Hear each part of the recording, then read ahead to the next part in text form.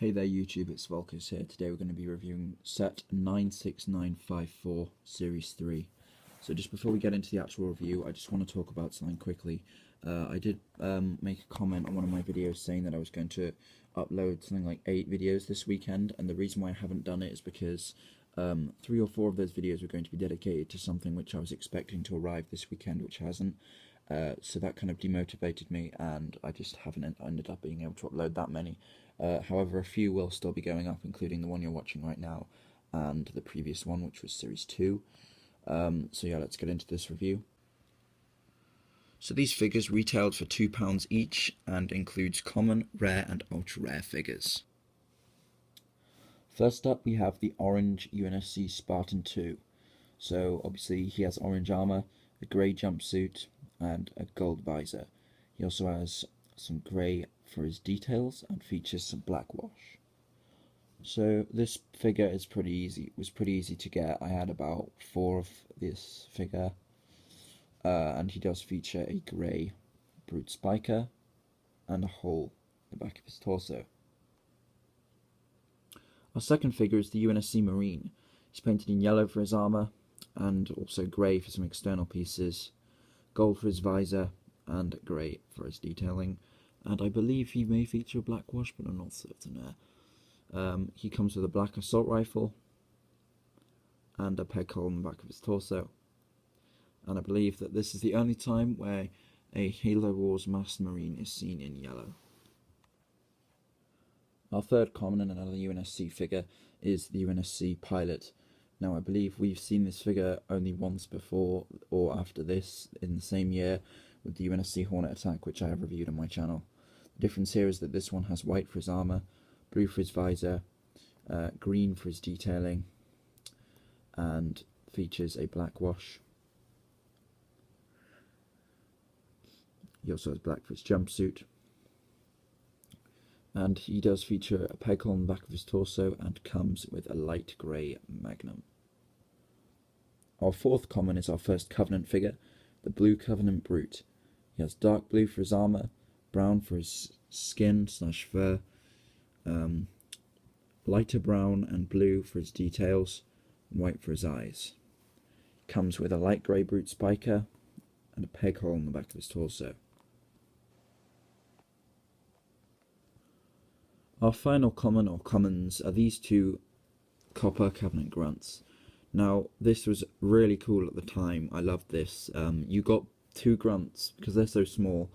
The figures in the packs came with a block to display them on, and because the block could fit 2 grunts, you actually got 2 grunts per pack. If you got a grunt in the mystery packs, you get 2. One of them has a blue plasma grenade, purple, sorry, and the other has a purple original design plasma pistol. Both grunts are identical. They have light grey skin, copper armour, and I believe yellow eyes. And I believe these are the exact same as the first grunt figures that Mega Bloks made. Moving on to our first rare, we have the CQB Spartan. He's painted in cyan for his armour, black for his jumpsuit, gold for his visor, black for his detailing, and he features a black wash. He comes with a black magnum and features a peg hole on the back of his torso. It's the first figure I got from this series, and it's one of my favourites. Our second rare is really interesting, one of my favourite elite figures. It's a Covenant Elite Pilot with an active camouflage energy sword. He's painted in yellow for his armour, which I believe is the only time we've ever seen an elite pilot in yellow armour.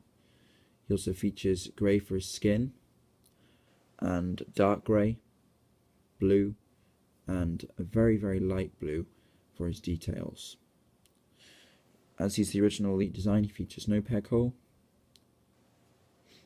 and as we've already said, he comes with an active camo energy sword, which is really unique and interesting, and yeah, one of my favourite figures that Mega Bloks have released with the mystery packs.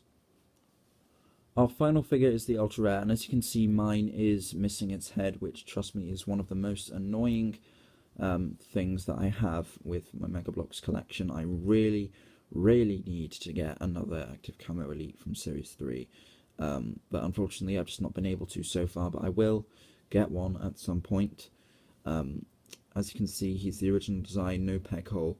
He's basically just an original elite miner, but in active camo, and he does come with an active camo energy sword. But yeah, this is the only time that this figure is seen, and I really do need to get another one. He's one of my favourite figures from the mystery packs, probably my favourite of all time, I would say, but there are a few other contenders for that, but without a doubt, one of the greatest figures that they made, in that year at least.